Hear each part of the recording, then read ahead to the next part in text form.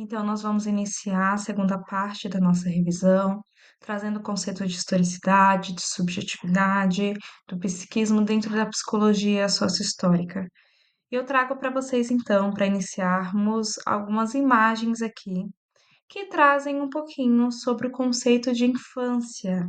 E aí eu quero convidar vocês a pensar um pouquinho sobre como esse conceito ele modificou ao longo da história, né? Algum tempo atrás, o conceito de infância era muito atrelado, era como se ele não existisse, na verdade, né? Era uma criança que cuidava da outra, as famílias eram maiores, então havia toda uma questão da criança menor, da criança maior cuidar das menores, trabalhar e ajudar os pais, a questão da escolaridade também, então as crianças elas estudavam às vezes até o período de alfabetização, depois, quando estudavam, né, quando muito, depois elas iam para ajudar os seus pais no trabalho, a complementar a renda, ajudar no plantio. E eu acho que é importante nós pensarmos também no recorte social, pensando no local que essa criança está. Então, de local para local, e pensando no Brasil, possa ser que essa infância tenha sido vista de formas diferentes também. E dentro dessa historicidade, dessa construção desses papéis sociais que foi se modificando. E hoje nós associamos essa segunda imagem. Quando nós pensamos na criança, nós pensamos nela brincando, nela aprendendo, nela na escola. Nós temos um outro conceito muito diferente do que foi colocado para talvez os nossos pais, os nossos avós, nossos bisavós, que tiveram a construção da infância de uma outra forma, que era visto de uma outra forma. E eu trago para vocês que a historicidade ela significa então que as nossas experiências, as nossas ideias são construídas na história através do trabalho, das nossas relações sociais, transformando a natureza e criando sua própria existência. Então, no decorrer da história, no decorrer da nossa construção, o trabalho e as nossas relações sociais, elas se modificaram. E a historicidade, ela entra dentro da psicologia sociohistórica mostrando isso, mostrando que nós não somos seres fixos, que temos uma construção padronizada em todos os momentos históricos, mas que isso também é mudado de acordo com o contexto histórico e social de cada um. Então, se nós pensarmos em uma criança que viveu em uma área rural, o processo de infância dela é muito diferente de uma criança capital, né, em um local mais urbano. Se nós pensarmos hoje, mesmo hoje, né, no nosso contexto histórico, mas pensando em diversas culturas, em diversas sociedades, uma criança que mora em uma casa, ela vai ter uma construção, talvez uma liberdade diferente de uma criança que mora em um apartamento. Uma criança que tenha um contexto familiar maior vai ter uma construção diferente de uma criança que tem um contexto familiar reduzido, às vezes com apenas um pai, às vezes apenas uma mãe, criado pelos avós, criado pelos irmãos, criado em um contexto homoafetivo ou heteroafetivo. Então, tem diversas formas aqui da gente pensar nessa historicidade, pensando que nós nos modificamos e nós somos construídos através dessas diferentes formas de atuar, dessas diferentes formas históricas e sociais no decorrer do nosso processo. Aqui eu trago para vocês também uma imagem que traz uma mãe, né, supostamente interagindo com a criança. E a gente pensa muito nessa questão do aprender a falar, né, que essas interações elas moldam o nosso pensamento, nossa percepção de mundo. Existem estudos que essa interação ela é moldada desde o período neonatal. Então, desde que o bebê está ali na barriga da mãe, ela já vai tendo conexões com esse mundo externo, com as vivências dessa mãe, com esse contexto que está ao redor, com as vozes das pessoas, com essas emoções, e ela vai entendendo e atribuindo um significado para isso, tá bom? Então, diante disso, a gente vai entrar um pouquinho e se aprofundar um pouquinho mais no conceito de subjetividade. Para isso, eu trago para a gente relembrar um pouco da história da Natalina Soledade que nós vimos em sala. Essa história ela vai trazer para nós um pouquinho alguns conceitos, pensando um pouco na construção dessa subjetividade, né? A subjetividade dentro da psicologia sociohistórica, ela é uma construção dentro de uma visão social. Então, a nossa subjetividade ela é construída em um contexto social, levando em consideração as nossas interações, as nossas vivências, a nossa cultura. E diante de tudo isso, dessa questão objetiva, nós criamos a nossa subjetividade, que é as nossas experiências, nossos sentimentos e as nossas opiniões. Então, nós temos algo que é individual, mas que é construído em um coletivo. Então, dentro da nossa individualidade, existe sim interferências do meio que nós estamos, das crenças, dos valores, e é importante nós pensarmos em toda essa interação que vem se passando de uma cultura, de gerações, de aspectos culturais, sociais. Então, nós somos moldados diante de todas essas questões.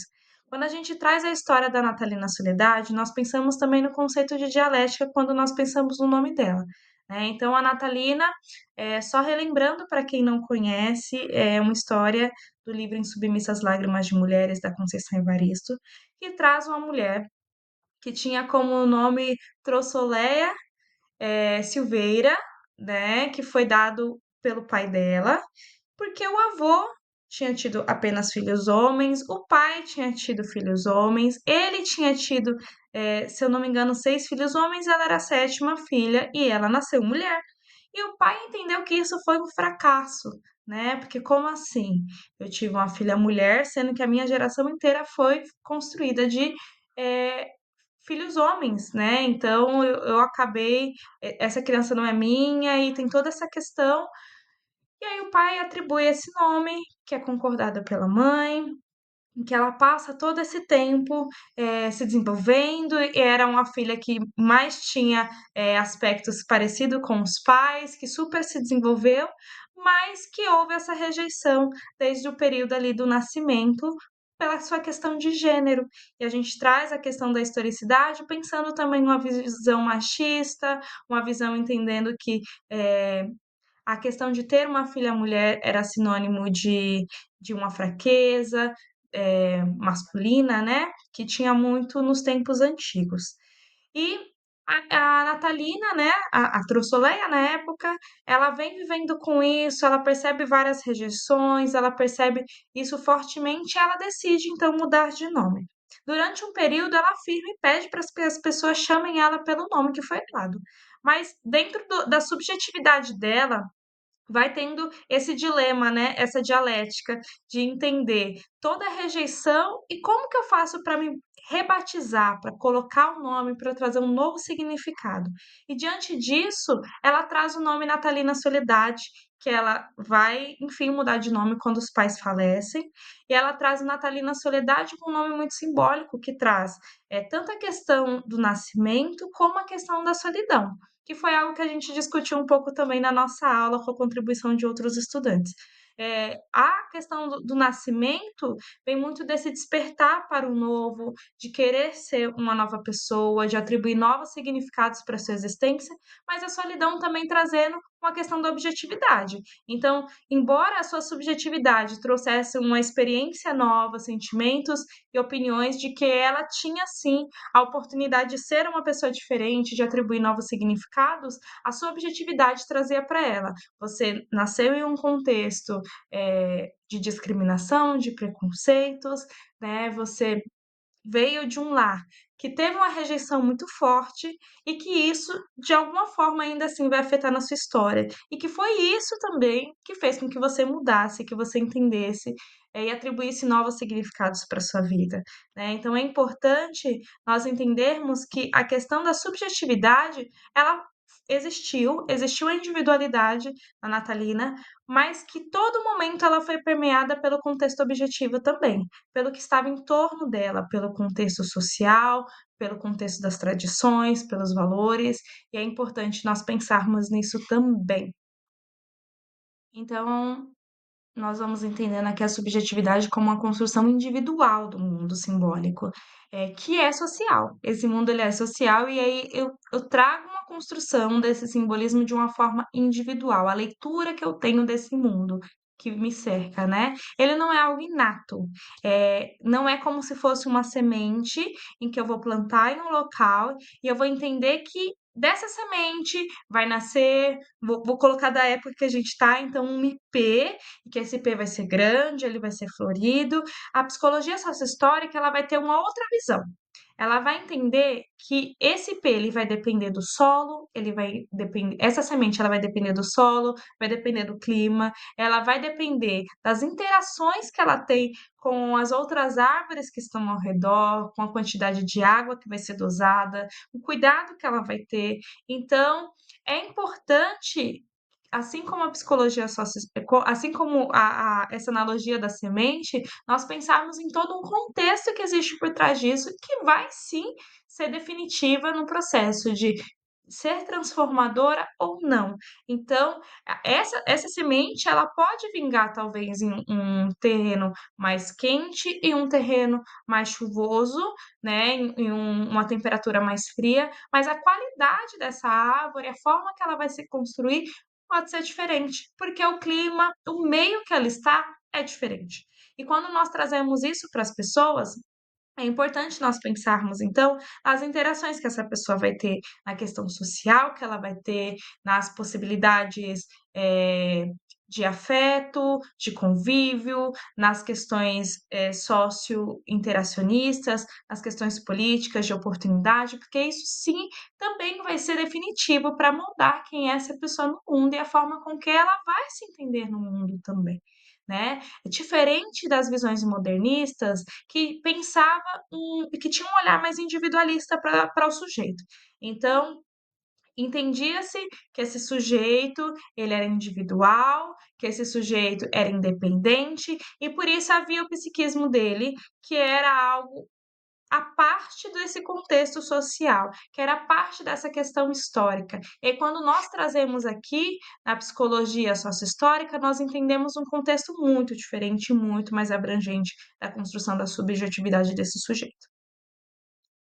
Então, nós voltamos aqui pensando um pouquinho da construção dessas relações sociais, também pela linguagem, né? E nós como um ser ativo no mundo.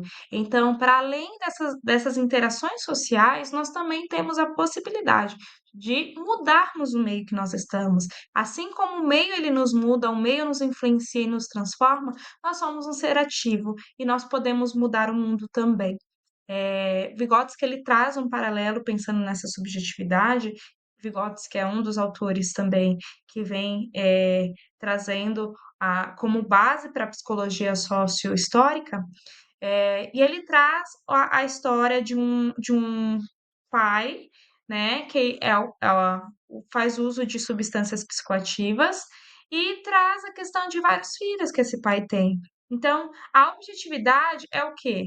Essa paternidade relacionada com o álcool, com essas interações que vão tendo com os filhos, mas a subjetividade vai depender da idade dessa criança, da forma que ela entende isso. Se ela entende que talvez a questão do pai estar envolvido com essas substâncias tem a ver com ela ou tem a ver com o pai, se ela se culpa, se ela vai culpar o pai. Então, ela vai trazendo uma leitura e vai trazendo vários significados para essa objetividade que vem externa, e nisso ela vai abstraindo e entendendo o que que ela vai construir de tudo isso que é ofertado para ela também.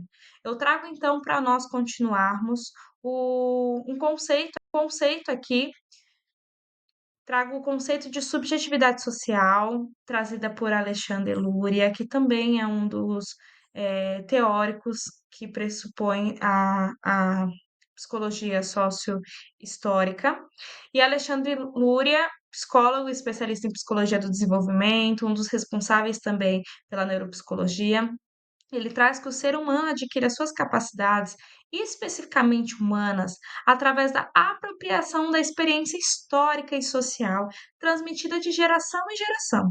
Então, nós adquirimos a nossa forma de ser humano através do que eu me aproprio da história, das experiências que eu tenho, das experiências sociais e das experiências das outras gerações. Então, o que eu vou aprendendo possa ser que venha do meu pai, que aprendeu com meu avô, que aprendeu com meu bisavô, que aprendeu com o meio que ele estava no trabalho, que aprendeu com outras pessoas, e eu vou tendo essa leitura a partir das minhas vivências também. Então, meu pai me traz um conhecimento e a partir das questões que eu tenho com a escola, com as minhas relações, eu vou internalizando esse conhecimento e criando a minha subjetividade social. Ele traz também a linguagem e a escrita são exemplos cruciais dessa apropriação. a necessidade de registrar e recuperar informações moldam seu pensamento e a sua relação com o mundo. Então, ele traz a questão da ação de reter informações, generalizar e abstrair. Eita, quase que não sai. Mostram a criação de uma imagem externa objetiva em uma interna subjetiva, que é o que a gente vem trazendo isso aqui. Que não é a cópia do mundo externo, mas uma construção do que eu trago e do que eu percebo internamente. Então, o social se torna subjetivo em nossa própria história individual. Eu vou trazendo aspectos desse social, de tudo que me cerca, e eu vou construindo, com base nisso, a minha subjetividade. Essa questão da linguagem e de abstrair essas informações é muito interessante também, porque ele traz, a questão como se fosse algo da memória. Então, eu aprendo algo e eu me afasto disso e depois eu vou recuperando isso na memória. E quando eu recupero, isso não é algo que está lá concreto, é algo que eu trago a partir das minhas percepções sobre aquilo. É algo, objetivo que vem para minha subjetividade, como eu construo tudo isso também. Trago aqui então para vocês mais um pouquinho pensando sobre a subjetividade social, e eu trago um questionamento, né? Já sou conhecida com esses questionamentos, com essas provocações, para a gente pensar um pouquinho sobre as habilidades que você tem, né? As habilidades que você tem de cozinhar, de tocar, de escrever. Eh, Essas habilidades, elas foram inatas? Você nasceu com a habilidade de tocar, de cozinhar, de ser alfabetizado, ou isso veio das pessoas e do mundo à sua volta? E é importante nós pensarmos nas questões voltadas ao estímulos e condições sociais também. Por quê? Às vezes nós pensamos: "Nossa, essa criança aqui, ela é muito esperta, ela aprende muito a música e tudo mais", e possa ser que tenham questões biológicas que possam favorecer esse processo, mas nós pensamos também na quantidade de estímulos, nas possibilidades que essa criança tem de poder participar, de experimentar, de vivenciar tudo isso, né. Para alguns existe uma possibilidade muito maior do que para outros. Eu estava até conversando sobre isso esses dias e indagando sobre a possibilidade da atuação em música, em teatro, em artes. Nós vemos que hoje e trazendo para a subjetividade social e um pensamento crítico, porque a nossa ciência que nós estamos estudando agora é uma ciência crítica, a quantidade de pessoas periféricas que conseguem se destacar através da música, através do teatro, através da arte, pensando isso de fato como uma profissão. São poucas as pessoas, né? Por quê? Porque isso é entendido como algo que não dá dinheiro. Às vezes, se uma criança chega para um pai, uma criança eh, de uma classe baixa, né, ela chega para o pai e fala assim: "Eu quero ser artista". Talvez ele vai falar: "Que artista? Artista não dá dinheiro, você tem que ser talvez operário, você tem que ser, sei lá, engenheiro, médico", e vai também da representatividade que essa criança tem de se ver nesse espaço. Porque às vezes ela pode falar que ela quer ser médica e o meio falar para ela: "Você não tem condições de bancar uma faculdade de medicina, medicina é muito difícil, você vai ter que estudar muito e você não tem condições para isso". Então, existe também uma interferência externa de entender as representatividades, de entender as influências que eu tenho e como que eu posso ocupar tais espaços, porque às vezes eu não me vejo nesses espaços. Talvez eu não sou influenciada a estar nesses espaços. E às vezes, para estar nesses espaços, eu preciso de uma influência do meio. Então, eu trago o exemplo para vocês da, da subjetividade social, pensando também nesses estímulos para algumas habilidades. Né, que para podermos nos desenvolver em algumas habilidades, boa parte das vezes nós precisamos de estímulos externos, estímulos do meio, estímulos da sociedade, que vão, eh, nos incentivar, vão fazer com que nós aprendamos alguma dessas áreas. Eu trago aqui o exemplo do cozinhar. Acho que essa imagem é muito simbólica também, que mostra o menino observando e a menina ali pondo a mão na massa. E traz muito também das questões de gênero que nós temos na nossa sociedade, né? De entender que talvez esse papel de cozinhar seja uma atribuição feminina, né? E que a menina precisa aprender a cozinhar e o menino precisa aprender a dirigir. E nós temos algumas construções também sociais dentro da nossa cultura que molda a nossa subjetividade também. E é onde nós nos vemos, de qual forma que nós nos percebemos na sociedade também, né? E aí é importante nós trazermos como o trabalho e essas interações sociais, elas transformam o nosso meio e também a nossa subjetividade. Eu trago como exemplo a criação da roda. Então, de uma necessidade de transportar as coisas, levou à invenção da roda, que por sua vez ela transformou o trabalho, transformou a sociedade e a forma como as pessoas pensavam no mundo também. E a linguagem, ela permite criar um mundo de imagens internas, e a palavra ela não é só um som, e é importante nós lembrarmos ali da história da Natalina Soledade, né? Não era só o nome dela, era todo o simbolismo que aquela palavra representava. Então, é importante nós lembrarmos que a linguagem que eu falo é a expressão de comunicação, tá? Ela não é só um som, mas ela é um reflexo sensorial e uma internalização de um conteúdo psíquico que é construído socialmente.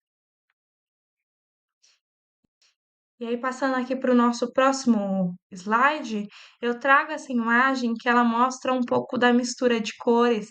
Eu acho que é muito dessa construção da subjetividade dentro do social, não é algo à parte, é algo que se constrói e que a gente vai se fundindo. Então, a subjetividade social é como o social se configura em nossa identidade e em nossas representações, né? A ação de reter informações e de pensarmos em como as pessoas que estão ali fora, elas também são construídas por nós e nós somos construídas por ela também. Então, imagino no curso de psicologia que nós estamos, a vivência de uma pessoa em algum momento vai interferir e vai me marcar na minha vida, na minha forma de ver o mundo. Possa ser que talvez eu me inspire nessa forma de ver o mundo, talvez eu entenda que essa forma de ver o mundo não bate com as minhas ideias, com os meus valores, pensando nas outras vivências que eu tive, e eu vou construindo essa ideia, eu vou construindo o meu ser e estar no mundo através dessas interações que eu vivo e que eu participo.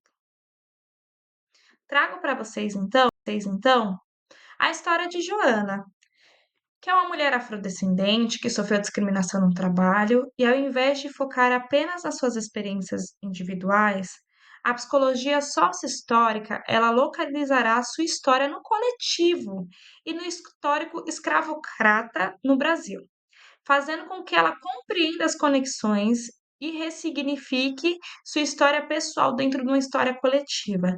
Então, quando a Joana, ela traz que ela sofreu um ato racista, eu acho que bate muito numa história que está rolando muito na mídia agora, que é de uma moça da Drogazil, sofreu discriminação racial e foi uma lástima aquela cena, mas nós pensarmos que isso é um reflexo de uma sociedade com racismo estrutural, que isso é um reflexo de uma construção escravocrata da nossa sociedade e que isso se perpassa de uma história de um coletivo. A gente vai fazer com que Joana se entenda dentro dessas conexões e que possa ressignificar a sua história pessoal. Então, possa ser que Joana entenda que essa atitude dessa outra pessoa eh, possa dar força para Joana, a partir de então, lutar com as causas étnico-raciais, pelas causas étnico-raciais e defenda a sua posição no mundo. Possa ser que Joana compreenda agora e tenha um outro olhar diferente para as questões voltadas à relação étnico-racial. Ela vai gerar um novo significado, ela vai mudar a sua subjetividade que está sempre em construção a partir do que o meio traz para ela também, e a partir das questões de historicidade também, né. A subjetividade social, ela também traz um termo chamado de sofrimento ético-político, que nasce da experiência da injustiça social, eh, ético porque ela atinge a dignidade humana, né, então a partir do momento que atinge a dignidade humana, a gente traz que é um sofrimento ético. E político porque ele está associado às estruturas de poder e à forma com que essa sociedade está organizada. Então, é algo para além da pessoa. Se a gente pegar a psicologia tradicional, que a gente fala sobre o psiquismo do sujeito, sobre o comportamento do sujeito, sobre o condicionamento desse sujeito em agir no mundo, e traz a responsabilidade para ele, aqui nós vamos pensar em toda essa construção social que faz com que ele se sinta desse jeito. Então, não é algo de responsabilidade do sujeito, é algo de uma construção social, e nós, quanto psicólogos, nós precisamos compreender essas construções sociais, nós precisamos atuar de forma política, como nós já trazemos, para entender como que a Joana, por exemplo, ela pode transformar para que essas realidades possam ser vistas de uma forma diferente por ela, pelas pessoas que estão em volta, e como que a gente consegue transformar esse coletivo também, né? Entendendo como que eu posso entender essa sociedade a partir de então. Então, eu vou ver esse aspecto mais coletivo, mais abrangente. Não diz apenas sobre como ela se sente, né, mas como ela existe uma sociedade com racismo estrutural. A dor dela não é só dela, né, está amarrada em uma história coletiva de opressão. E para a gente finalizar essa nossa aula, eu vou trazer uma imagem que eu acho que é muito simbólica e traz para a gente um pouquinho sobre essa questão da subjetividade, que mostra uma imagem feita da mesma matéria, mas que se reage de formas diferentes ali, de acordo com o contexto que ela está, né? Então, eu trago aqui o compreender para transformar, lembrando muito de uma fala de Paulo Freire, que ele fala: "Não quero que vocês imitem o meu saber, eu quero que a partir disso vocês transformem, que vocês criem coisas novas". E a psicologia sociohistórica ela vem muito em cima disso, a nossa forma de criar outras formas de ser ativo na sociedade para transformar a nossa existência, para transformar a nossa realidade e a nossa interação e a nossa vivência social, tá? Então, traz o conceito de subjetividade revolucionária, que apesar de sermos moldados por questões sociais, a subjetividade humana não é apenas um reflexo passivo. Ela contém a potência da resistência, da criação e da transformação. Então, eu vou trazer como exemplo o contexto que a gente trouxe de Joana, pensando lá um tempinho atrás do sistema escravocrata. Foi através da resistência, da criatividade, da inovação de várias pessoas e de uma luta coletiva que hoje as pessoas elas podem ter direito à educação, que elas podem ter direito a emprego, que elas podem ter direito à liberdade. A gente entende que ainda existem muitas questões sociais, mas que as pessoas elas foram ativas dentro de um contexto social que elas tinham. Então, nós podemos mudar a nossa realidade de acordo com a nossa leitura do social, e nós podemos transformar e sermos criativos para trazermos coisas novas também para existir. Com isso, nós concluímos essa nossa aula e na próxima a gente vai trazer um conceito da consciência e da atividade do sujeito dentro da psicologia sociohistórica.